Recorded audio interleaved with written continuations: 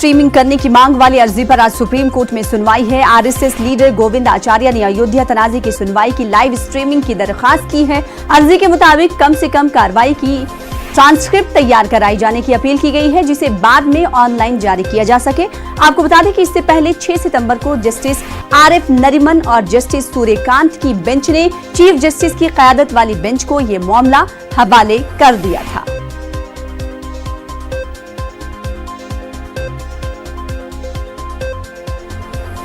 और इस वक्त अयोध्या मामले को लेकर बड़ी खबर आ रही है। अयोध्या मामले में सालिसी के ताल्लुक से मुस्लिम फरीक में इख्तिलाफ राय देखा जा रहा है। सुन्नी वक्फ बोर्ड ने बिना इत्तफाक राय खत लिखा है। एक फरीक ने बिना किसी इख्तियार के लिखा खत, किसी को ये हक नहीं है कि मुदाखलत फिर से शुरू की जाए। ऐसे में सुन्नी वक्फ बोर्ड का खत लिखना बेबुनियाद है।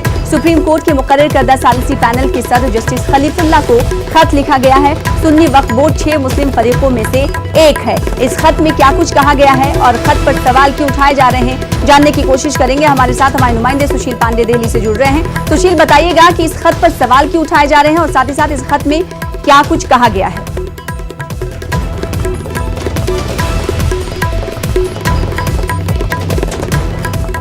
एक बार फिर से सुशील से अपने नुमाइंदे से जुड़ने की कोशिश करेंगे। एक बार फिर से आपको बताते हुए चलें कि अयोध्या मामले में सालिसी के ताल्लुक से मुस्लिम फरीक में इख्तिलाफ राय देखा जा रहा है। सुन्नी वक्फ बोर्ड ने बिना इत्तफाक राय के खत लिखा है। एक फरीक ने बिना किसी इख्तियार के खत लिखा है। किसी को ये हक नहीं कि मुदाखलत फिर से शुरू की जाए।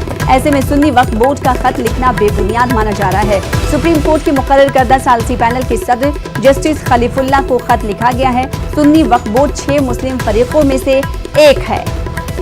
तो खत लिखने पर सवाल उठाए जा रहे हैं। अयोध्या मामले में सालिसी के ताल्लुक से मुस्लिम फरीक में इख्तिलाफ राय देखा जा रहा है और सुन्नी वक्फ बोर्ड ने बिना इत्तफाक किए ही खत लिखा है। ये खत जस्टिस खलीफुल्लाह को लिखा गया है। एक फरीक ने बिना किसी इख्तियार के खत लिखा है। किसी को यह हक नहीं है कि मुदाखलत फिर से शुरू की जाए। ऐसे में सुन्नी वक्फ बोर्ड का खत लिखना बेबुनियाद है।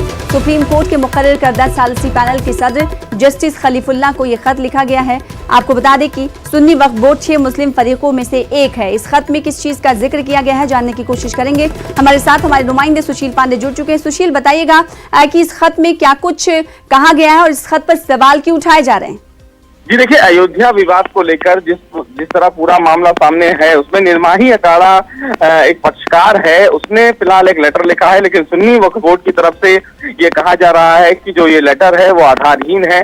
सुन्नी वक्फ बोर्ड की तरफ से भी उस लेटर का जिक्र किया गया है कि उन्होंने ये मांग की है कि एक बार फिर से मध्यस्थता पैनल को ये मामला भेजा जाए।